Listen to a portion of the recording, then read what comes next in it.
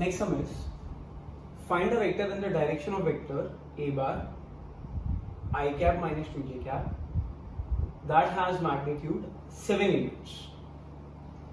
Find a vector मतलब vector ढूंढो in the direction of vector.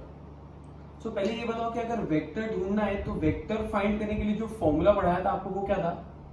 Magnitude multiply by direction. अब हमको जो वेक्टर फाइंड करना है in the direction of vector.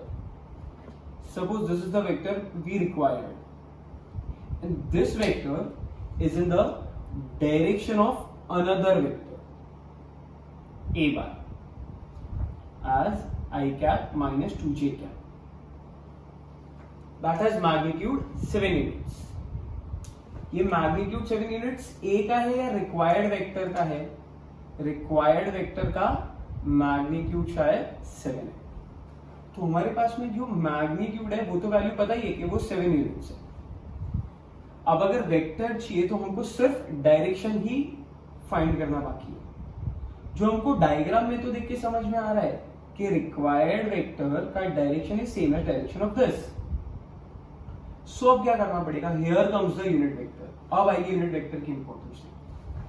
इसके डायरेक्शन में एक छोटा सा यूनिट वेक्टर फाइंड करेंगे. यूनिट वेक्टर मतलब जिसका मैग्नीट्यूड 1 यूनिट.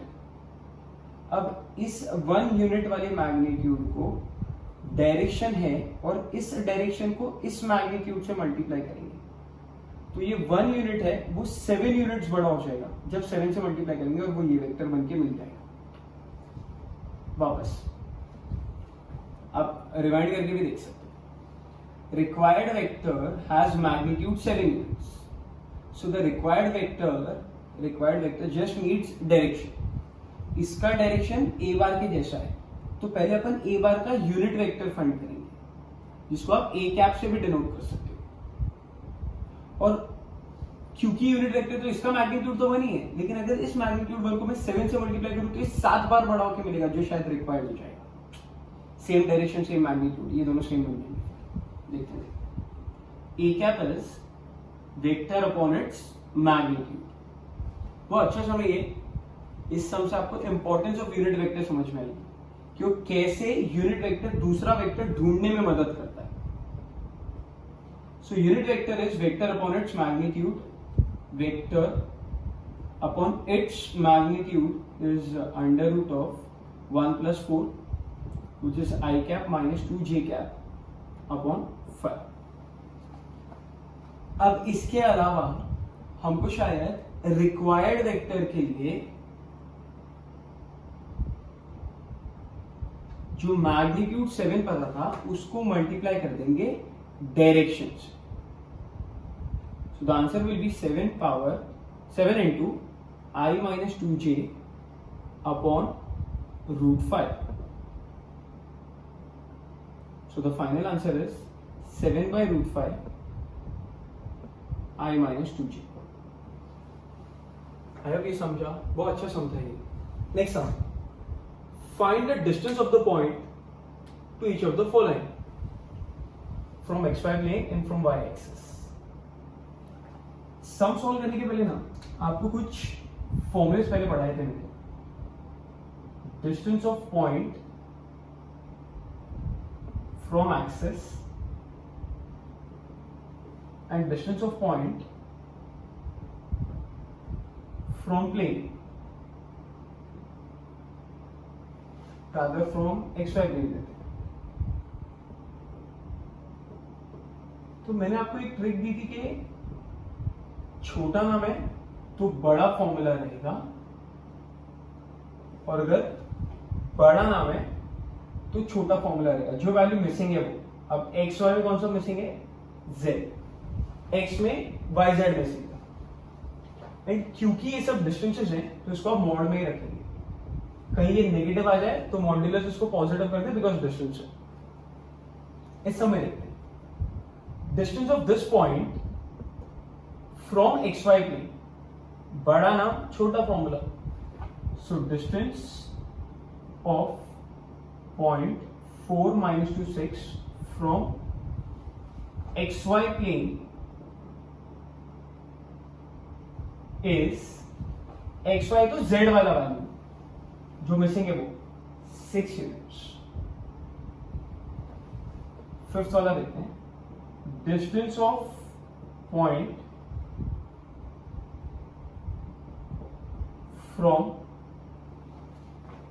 एक्स एक्सिस, छोटा नाम बड़ा फॉर्मूला, जो वैल्यूज मिसिंग है उसका y square plus z square. What is y? -2 z 6 का स्क्वायर करेंगे तो शायद 4 and 36 40 आएगा, विच इज 2√10 यूनिट्स। ये भी समझा है आपको? Next sum is find the coordinates of the point which is located 3 units behind yz plane, 4 units to the right of xz plane and 5 units above xy plane। सम को आगे करने के लिए ना अपन एक्सिस बना लेते हैं, ये y, ये z और ये x। सो 3 एक्सिस है अपने पास में, y, x, z, x dash, y dash, z dash. 3 axis intersect origin पे कर रहे हैं, ऑक्टेंट होंगे हमारे पास में। इसमें नहीं दिखेगा, इमेज में देखें, यहाँ पे नहीं क्लियर है।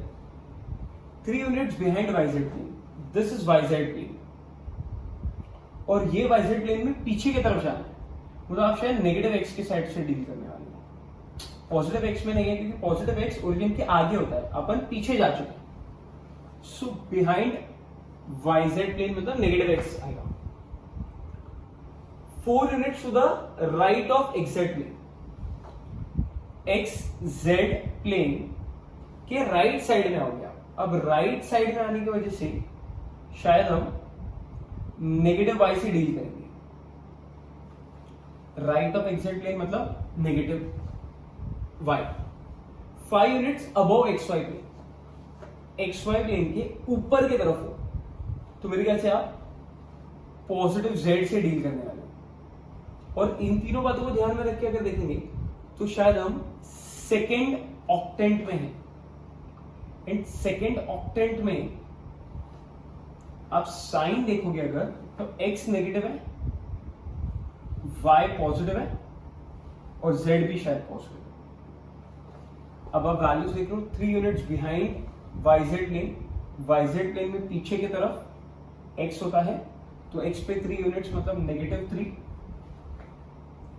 4 units to the right of xz plane, xz plane के राइट में मतलब y के साइड पे पॉजिटिव साइड था, तो +4। And 5 units above xy plane, xy plane के ऊपर मतलब z के तरफ पॉजिटिव साइड पे, तो +5।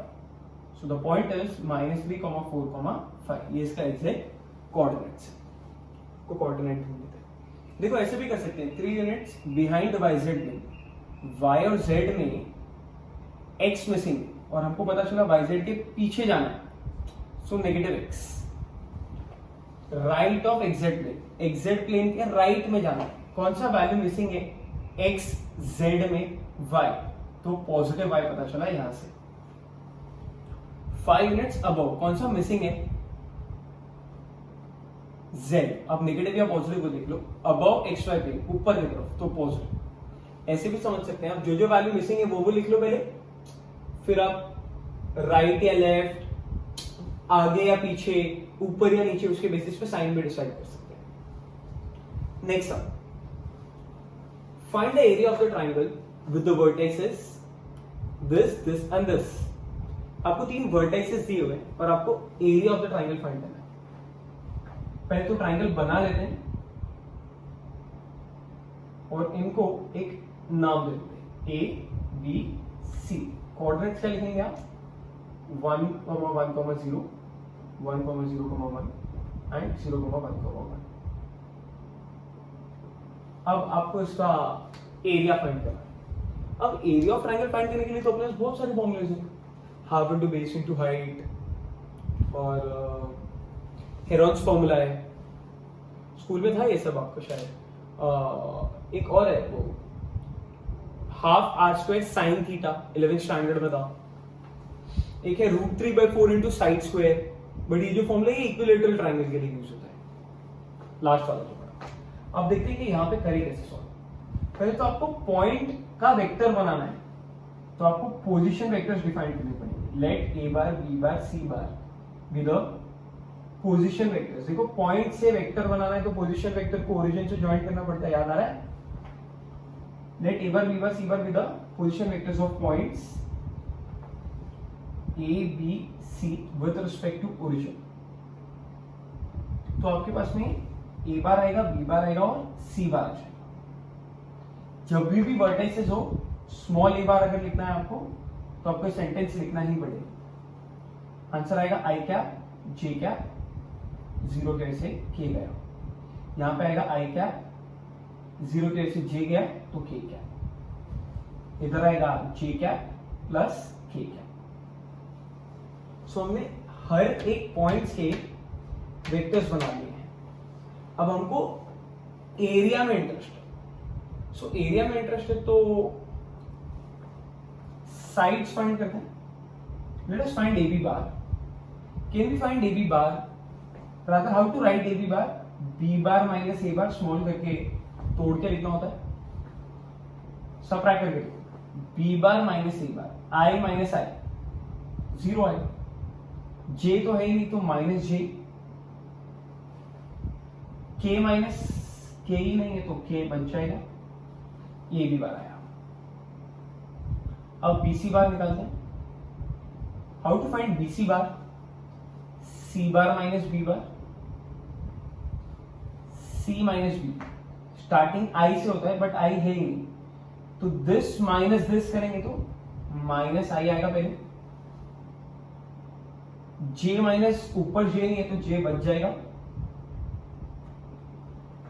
एंड K माइनस K करेंगे तो answer will be 0। I hope थोड़ा समझ में आ रहा है, और नहीं समझ में आ रहा है तो मैं यहाँ पे अच्छे से लिख देता हूँ। Third side we have is AC bar. How to write AC bar? C bar minus A bar. What is C bar? J plus K minus what is A bar? I plus J।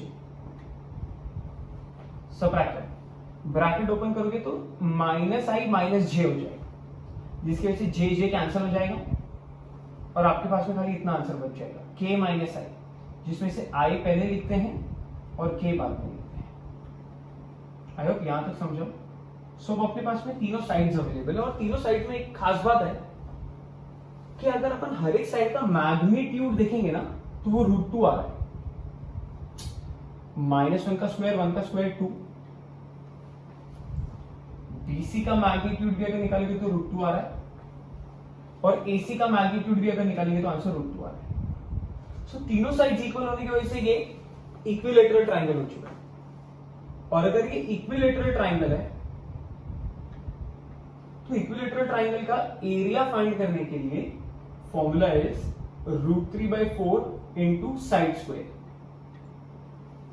But side is √2, √2 का square 2, 2 and 2 will get cancelled, answer will be √3/2 square. इसके अलावा अगर ये equilateral triangle नहीं होता फिर भी आपको एरिया निकालना है तो आप शायद साइड्स का मैग्नीट्यूड निकालते और आप हेरोन्स फॉर्मूला यूज करते। हेरोन्स फॉर्मूला कुछ इस तरीके से हुआ करता था, S is semi perimeter and area is S multiplied by S minus A, S minus B and S minus C, where A, B, C are the length of the sides. So small a is √2, small b is √2 and small c is √2. ये equilateral है तो easy होगा, अगर equilateral नहीं होगा तो आप ये वाले मेथड से भी ट्राई कर सकते हैं। इसी में अगर दो कोऑर्डिनेट्स होते तो आपने डिटरमिनेंट चैप्टर में भी एक फॉर्मूला पढ़ा है। आपको डिटरमिनेंट चैप्टर में एक फॉर्मूला बताया गया जिससे आप एरिया निकाल सकते हैं, half into determinant of. But यहाँ पे तीन कोऑर्डिनेट्स है तो वो फॉर्मूला यहाँ पे काम नहीं आ पा रहा है। आई होप ये भी समझा। If AB bar is 2i minus 4j plus 7k and initial point A is 1, 5, 0, find terminal point B. तो हमारे को सॉल्यूशन अगर स्टार्ट करना है तो AB बार का वैल्यू ऑलरेडी दिया हुआ है। So let us draw AB bar. where A is the initial point, B is the terminal point. A is 1, 5, 0 and B we don't know. Whereas AB bar A से B तक का direction जो है, इस AB बार का भी हमारे पास value है 2i minus 4j plus 7k. तो स्टार्ट करने के लिए हमारे पास में एक पॉइंट है, और जैसा आपको पहले पढ़ाया था मैंने कि पॉइंट का अगर आपको वेक्टर बनाना है तो उसको ओरिजिन से ज्वाइन करना पड़ता है, जिसको आप नाम दोगे ए है तो स्मॉल ए बार. तो let small A bar be the position vector, जिसको पीवीएस बोलते हैं, position vector of point A with respect to origin. इसको आप इमेजिन भी करके देखो कि 1, 5, 0 ये शायद फर्स्ट ऑक्टेंट में है, एंड क्योंकि z 0 है, ये xy प्लेन में है, और उस पॉइंट को xy प्लेन फ्लैट सरफेस उसको ओरिजिन से ज्वाइन करेंगे तब जाके एक वेक्टर बनेगा. ये a बार है, आपको b बार फाइंड करना है, तो यहीं पे लिख देते हैं b बार के बारे में. Let a bar and b bar be the position vectors of points a and b with respect to origin. तो a बार का वैल्यू आ जाएगा i cap plus 5j cap plus 0k cap. And b bar तो अपने को पता ही नहीं है, वो तो हम लोग को वैसे भी फाइंड करना है क्या. बट हमको ये पता है कि a b बार को लिखते कैसे हैं. Now a b bar can be written as what, b bar minus a bar. आपके पास में इसका वैल्यू है, आपके पास में ये नहीं है, लेकिन आपके पास में a बार का भी वैल्यू है. So can be substitute a bar and a b bar in this, shifting a bar on the other side will get b bar का वैल्यू. आई होप थोड़ा समझ में आएगी. Next one, show that the following points are collinear. हमको prove करना है कि तीनों पॉइंट्स क्या हैं कोलिनियर, मतलब एक ही लाइन में लाई करते हैं, a b and c. Start करते हैं, वैसे ही करोगे आप जैसा अभी किया अपन ने. पॉइंट्स के वेक्टर्स बनाने हैं तो डिफाइन करना पड़ेगा. Let a bar b bar c bar be the PVs of points a b and c respectively with respect to origin. इधर भी respectively लिखिए. सो a बार का वैल्यू आएगा 3i plus 2j minus 4k and b bar का value आएगा 9i plus 8j minus 10k and c बार का value आएगा minus 2i minus 3j minus plus k. तीन पॉइंट्स हैं, तो आपको पहले तो वेक्टर बनाना पड़ेगा क्योंकि आपको वेक्टर से प्रूव करना है, और कोई भी दो पॉइंट को ज्वाइन करते तो एक वेक्टर तो बन ही जाता है. So let us find a b bar first, which is b bar minus a बार. यही तरीका है ना इसका. और b बार माइनस a बार आप ओरल उल्टा सबट्रैक्ट करना चालू करो. 9 माइनस 3 6, 8 माइनस 2 6, माइनस 10 प्लस 4 हो जाएगा, which is माइनस 6. यहां से शायद कुछ कॉमन निकल रहा है 6. अभी मत लेना कॉमन, कोलिनियर वाले सम्स में पहले से कॉमन मत लेना, पहले से कॉमन नको. ए बी बार की बात फाइंड करते हैं, ये क्यों ये बाद में बता दूंगा. ए बी बार की बात फाइंड करते हैं B C bar, which is c bar minus b bar. This minus this, so minus 2 minus 9, c minus b. Okay, minus 2 minus 9 is minus 11 I cap, minus 3 minus 8 minus 11 j cap plus k plus 10 plus 11 की क्या. अब देखो ध्यान से, यहां से अगर आप 6 कॉमन लोगे तो अब क्या बचेगा अंदर, i plus j minus k. और यहां से 11 कॉमन लेने पे सेम नहीं आएगा. I guess we should take minus 11 common, so we have 11 sorry i plus j, minus common लिया तो माइनस k. यहां तक समझा. इधर से मेरे को चेक करके बताओ what is A B bar upon 6। ये मल्टीप्लाई वाला 6 को अगर मैं नीचे ले आऊं तो शायद आंसर आएगा i प्लस जे माइनस के। यही वैल्यू हम लोग इस साइड यूज कर लेते हैं। सो बीसी बार क्या आ गया, -11 same, but this bracket thing is here. So I plus j minus k का value is ab by 6. So the final value we have is bc bar as -11 by 6 times of ab bar. शायद यहां ऐसा लग रहा है कि ये जो वैल्यू पड़ी है इस वैल्यू को हम लोग बोलते हैं स्केलर मल्टीपल। सो ऐसा एक सेंटेंस लिख सकते हैं, therefore BC bar is scalar multiple of, scalar multiplication नहीं, स्केलर मल्टीपल ऑफ AB बार। और स्केलर मल्टीपल कब आता है, जब पैरेलल या कोलिनियर होता है तब, क्योंकि आपको पढ़ा है ये दोनों का मतलब सेम ही होता है। एंड B अगर कॉमन है, since B is common, therefore ABC are collinear। और नेगेटिव अगर स्केलर मल्टीपल होता है तो शायद आपको पता है कि डायरेक्शन चेंज हो जाती है। तो जो BC का डायरेक्शन है, B से C का, वो ही AB का नहीं है क्योंकि नेगेटिव है। सो AB का डायरेक्शन इज अपोजिट। तो ऐसा ऐसा यहां से ये वहां जा रहा है, एक यहां जा रहा है, अपोजिट डायरेक्शन है, इसके लिए नेगेटिव है। बट ये कोलिनियर है, इसको आप पैरेलल भी बोल सकते हो। ए बी मूव करके इधर आ सकता है, बट बी कॉमन है तो अपन मूव नहीं कर रहे हैं। आई होप ये भी समझ में आया आपको। अच्छा, कोलिनियर में और एक बात क्या होती है पता है, अगर दो वेक्टर्स एक दूसरे को कोलिनियर होते हैं ना, suppose A bar is a1 i cap, a2 j cap, a3 k cap, and b bar is b1 i cap, b2 j cap, b3 k cap.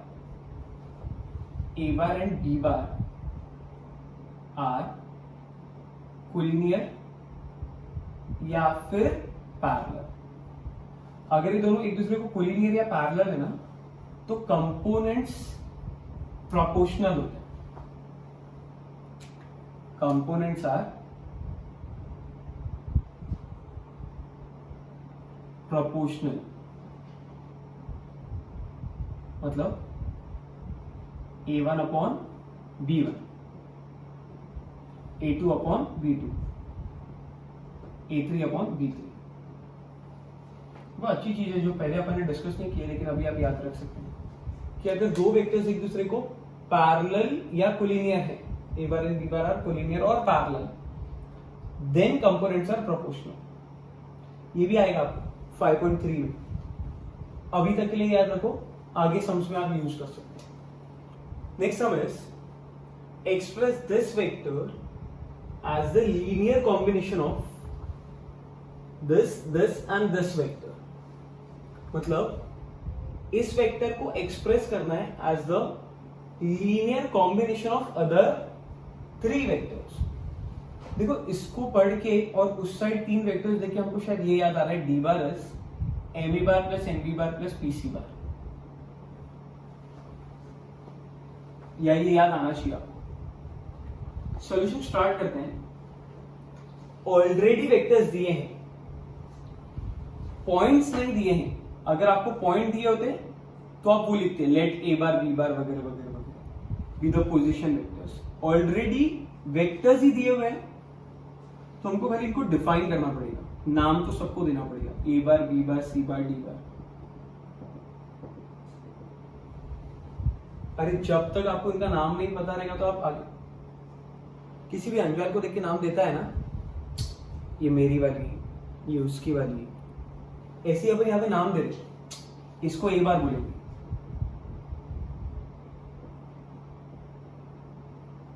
Second है बी बार, आप कुछ भी नाम दे सकते हो।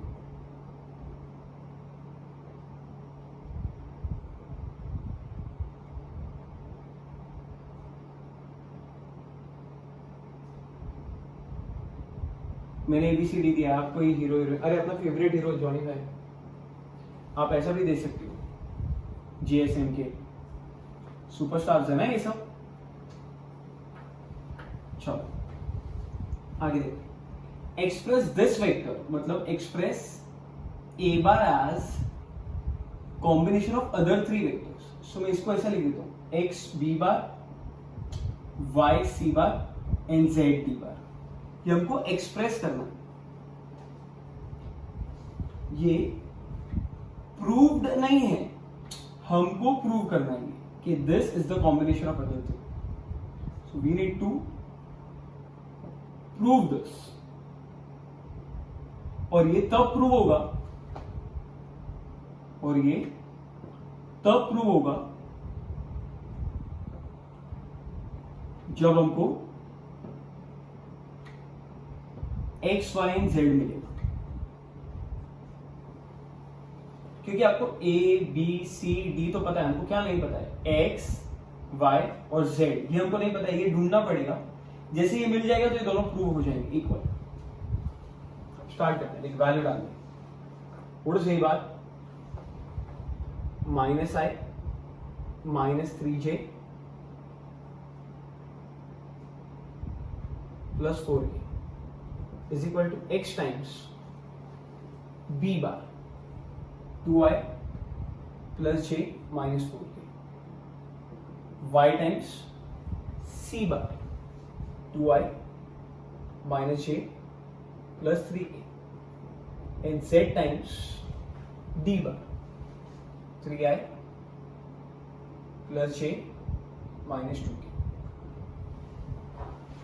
तो अभी किस किस का वैल्यू फाइंड करना है हमको, x y z फाइंड करना है। x y z को अंदर मल्टीप्लाई करें,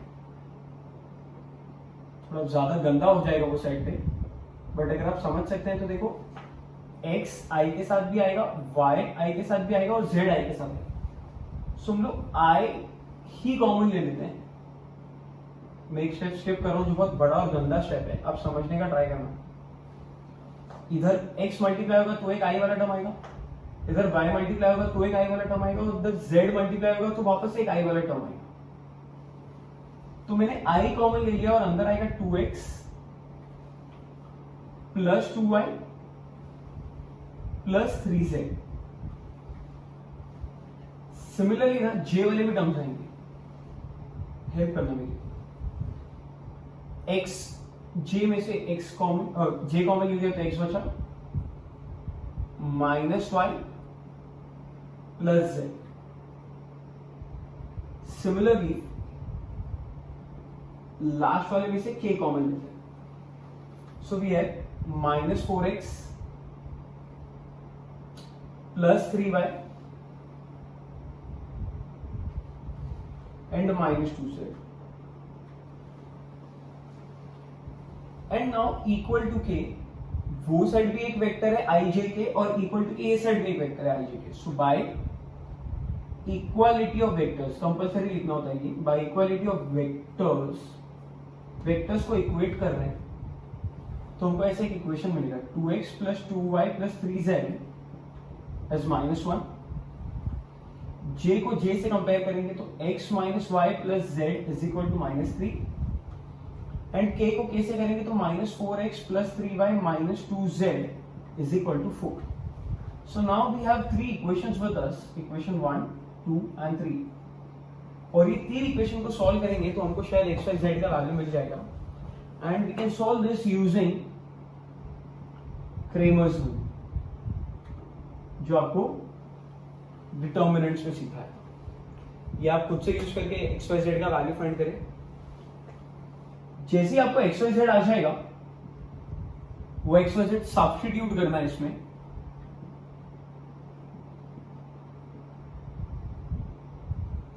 substitute x y z in this, फिर फाइनली बड़ा सा आंसर आएगा जब आप इसमें सबका वैल्यू डालो। Then we can say that this is the combination of other 3 vectors, फिर जाके सम कंप्लीट होगा। आई होप ये भी आया समझ में। थोड़ा बड़ा सम है ये, एग्जाम में आते भी ऐसे सम्स, बट जनरली 4 वेक्टर्स के नहीं आते, 3 ही आते हैं. Express this as the combination of other 2 vectors. अब होमवर्क में आप सब सॉल्व एग्जांपल्स करेंगे, जितने भी सॉल्व एग्जांपल्स, एंड 2-3 सब मैंने छोड़े हैं वो भी आप खुद से ट्राई करेंगे. आई होप ये फर्स्ट एक्सरसाइज आया आपको समझ में. That's it.